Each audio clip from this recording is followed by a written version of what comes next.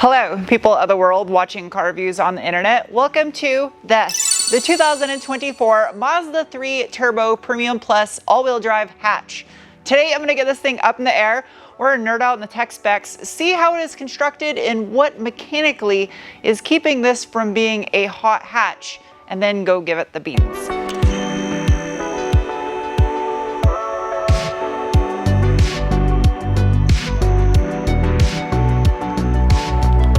Very similar to the little CX-30 back here. It's all stainless steel exhaust, actual metal tips, little winglet. Just like the CX-30, the rear differential unit has these odd looking little blocks with holes in them on the side. It has to be for vibration or noise or something. It looks like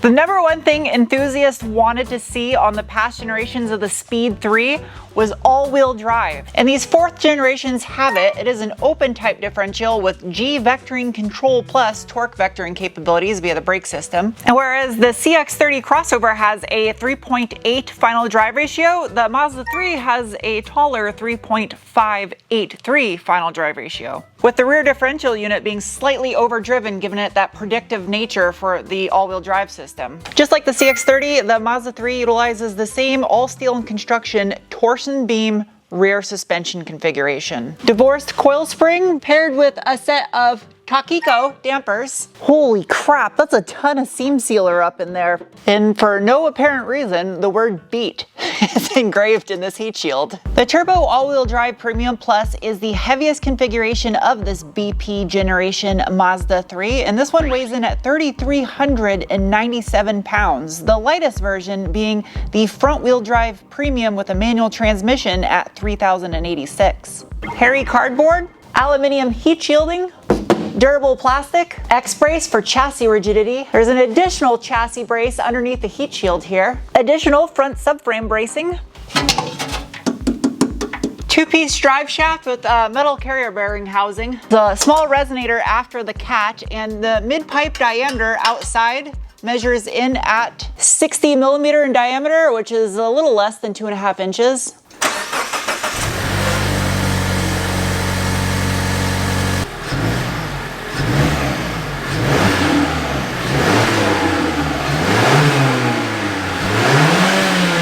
As far as the transmission goes, there are two options with the Mazda 3. You can get a 6-speed manual on the front-wheel drive non-turbo versions. At least they offer it though. And on the turbo all-wheel drive models, your only option is the Skyactiv Drive 6-speed automatic, which is a torque converter and multi-plate clutch type automatic transmission. So it has a large lockup percentage versus a torque converter based only system, and has a maximum torque input rating of 340 pound-feet or 461 Newton meters of torque. And that is paired with the predictive based iActive all-wheel drive system. It can send up to 50% of the available torque to the rear wheels by monitoring 27 sensors up to 200 times per second. Up front, the Mazda 3 still utilizes an all-steel in construction McPherson strut style suspension with cast iron knuckles, again paired with a set of Takiko dampers. Front anti-sway bar measures in at, that's tricky to get to, 24 millimeters exactly in diameter.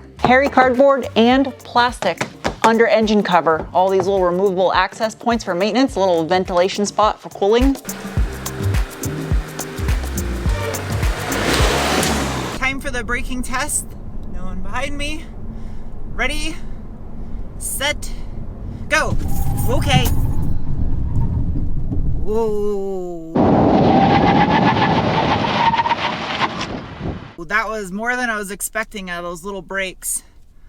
A lot of ABS feedback. Maybe a smidge shorter stopping distance than what I'd call average.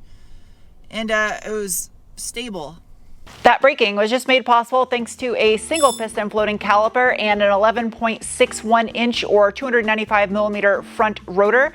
The wheels, they are an 18x7 with a positive 45mm offset alloy, wrapped in a 215/45 Bridgestone Turanza EL440 tire. On their top model, I'm surprised they didn't go with a set of BBS or Enkis. Out back, you get another single piston caliper and a much smaller 10.4-inch or 264mm rotor, which is interesting because the CX-30 has a substantially larger 302mm rotor, and that could or could not interchange between the two models. It's worth looking into if you want to upgrade your rear brakes on a Mazda3 Turbo.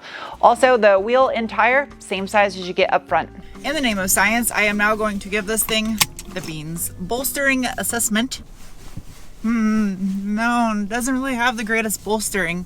The seats are gorgeous though. I love the color of the interior of this thing. This one's equipped with this brick red leather. It's really nice and soft and perforated in the center, not ventilated though. It does have heated seats capable of cooking your cheeks. They're really powerful, as well as a heated steering wheel. They're memory seats as well. As far as drive modes go, there is a little flipper in the center that says Sport to off.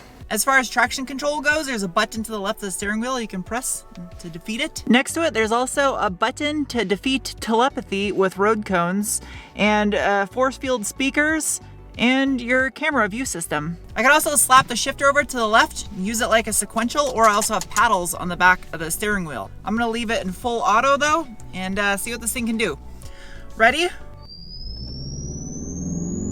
Go. Wow, it spun the tires.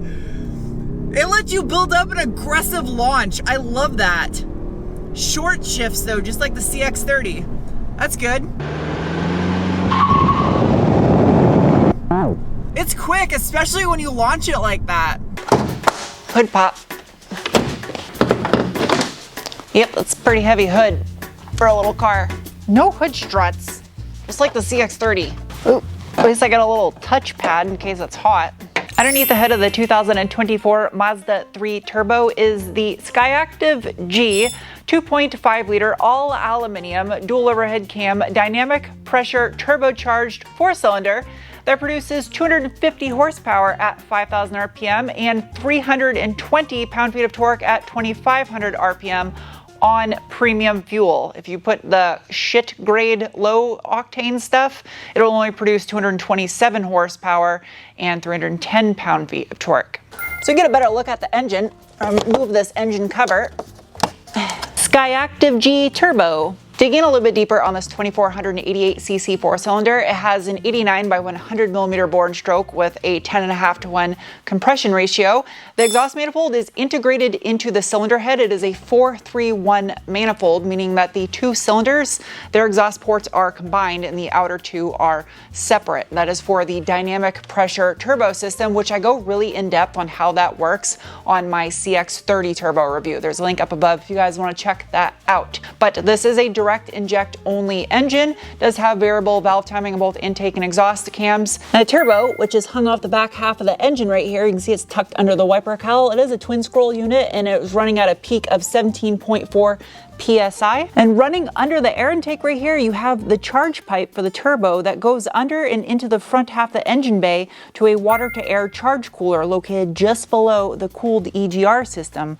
Maybe by coincidence? This is kind of neat. The washer squirters are built into the wipers. What's weird about this massive front grille though is you notice the bottom half of it is completely blocked off. There's only an opening up here at the top for the active aero shedders to open and close to allow airflow through your heat exchangers and AC condenser.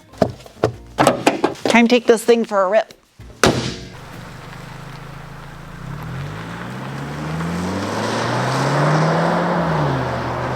So the handling of the Mazda 3 Turbo, there is a threshold, I would say above 6/10, where it starts to get little whiffs of, is that sketchy? And if you push this thing to its upper limits, which I'd say about 7/10 or so, it has the tendency and feel to want to snap oversteer. And that is the downfall of them no longer having an independent rear suspension on this generation of Mazda 3. But aside from that aspect, the rest of the car has characteristics of wanting to handle well. So it's a bit deceptive. If you push this thing, you're like, yeah, it's got it, until it doesn't. Where you notice that most is on an on-ramp getting onto the interstate, especially one that's got a good amount of curve to it. You'll feel that because that's where you're reaching higher speeds to get onto the interstate. Now, I know a lot of you are going to say, oh, that's absolutely terrible. I don't want to experience that. And for the average person driving this car, you're never going to push it to that limit to experience that. This is still a great handling and enjoyable car for the mass of the population. And that's probably why they chose that suspension configuration for this thing. It's a weird combination when you have gobs of torque and all-wheel drive, and it's a Mazda, so you want to chuck it in a corner. They know how to do great handling cars, and it's not a bad handling car. It's not a Mazda Speed 3. That inherently makes this car have character. Anytime a car, in my mind, is flawed but otherwise still good, it gives it character. Even sometimes when it's just flawed and it's a piece of shit, it's still that is character. And that's what this is. This is a great car that has a flaw which builds character and makes me like it because of that, because it's outside the box. It's not a cookie cutter carbon copy of every other Econo box on the market. Also, something that Mazda has done for the first time, I believe, in the history of this car, in at least the States, is they've offered it in both a hatch and a sedan with the desirable drivetrain. And that I respect. I love that they give you that option. Well, Roadrunner, that thing just lived out one of its last lives. I don't know if they are like cats and have multiple lives. Another thing I like about this too is if you kick it down and punch it, it's got a great induction sound. I don't know if it's piped in through some plastic ducting from the airbox into the cabin. It's definitely not coming through the speakers. It doesn't sound synthetic or fake, but it's a good sounding throaty engine. I like the way this thing sounds. The hatch's got a good looking butt. It's interesting looking. I think it's gonna age well too. That's something you usually can't say about butts. You gotta work for it. I got my camera junk in there, and there's plenty of space. Just like the CX-30, it's got really nice material on the side here. It's really soft, furry, and the carpet is not as nice as the CX-30's, but it's furry. A little cardboard shade thing that a lot of people end up losing or throwing away. Don't do that. And shut. I have the seat way back because I'm wearing hooker boots and I was driving, and I still have leg room. Headroom, my head hits the side of the roof right here. Again, I'm a Sasquatch hooker. Hey, Bigfoot needs love too, okay? Even this is leather down here, vinyl leather. It's nice. I'm really disappointed that Mazda couldn't spend the extra 12 cents to give us some USB charge ports back here, especially with them going for an upscale feel and this being the top of the line model. The rear side airbag, a rear speaker to make your back passenger go deaf. This, I mean, the materials are still super nice. Even the little ISO fix a sandwich cap is color matched plastic to the leather. It's attention to detail. You should be jealous that you don't have a pointer finger in your vehicle to hit the start button. Not getting out that way because there's a stabby bush out there that'll tear my legs up. This is attention to detail. The coin holder is actually soft lined so your coins don't rattle inside here. The infotainment controls, you have a giant rotary dial here in the center with some quick access buttons around it, and it's also touch sensitive, so you can use it to select. Also does have wireless fruit and robot compatibility, and yeah, I'm really bad at responding to text messages apparently, or receiving phone calls. The Bose sound system neither impressed me nor did it disappoint. It gets the job done. Wireless charge cubby that accommodates ginormous phones. This area over here by the glove box is just classy and old school looking with the vents right there.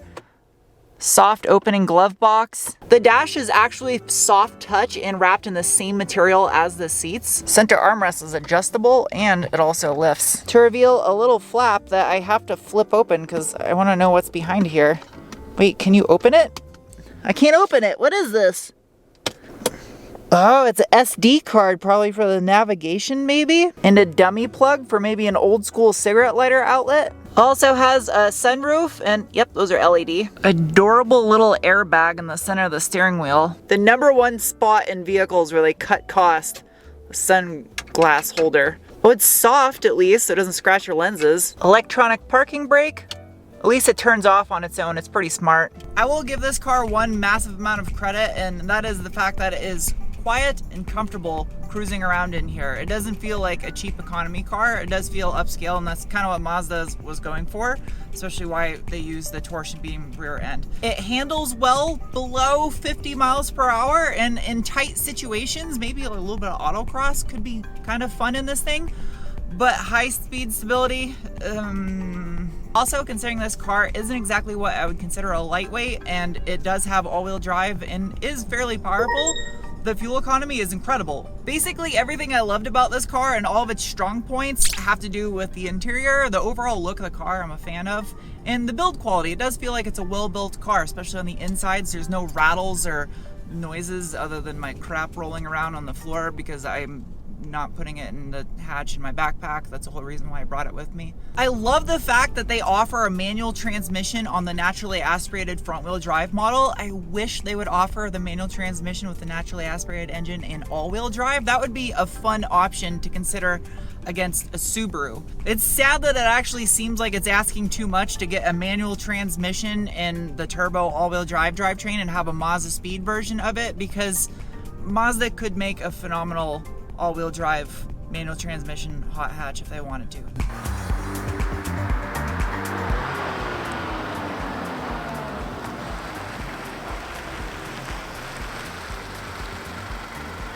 It is now time to give this thing some scores, starting with the bean score, the assessment of the feeling you get in your gut when you give it the beans. And the 24 Mazda 3 Turbo all-wheel drive gets a rating of...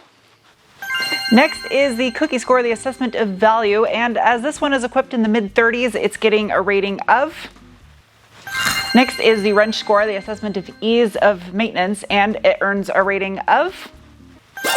Next is the squid score, it's the assessment of handling, and this Mazda 3 Turbo all-wheel drive hatch gets a rating of... Lastly is the penguin score, the assessment on how much I personally like a vehicle, and the Mazda 3 Turbo hatch gets a rating of... Now, after spending more time with one of these cars and getting it up on the lift, I truly understand why they never made a Speed 3 variant of this. But I would say the front-wheel drive 6-speed manual is something that people are sleeping on, and that is something I would strongly recommend if you're considering one of these in general. Anyway, I hope you guys enjoyed this review. I'll see you soon with another. Bye!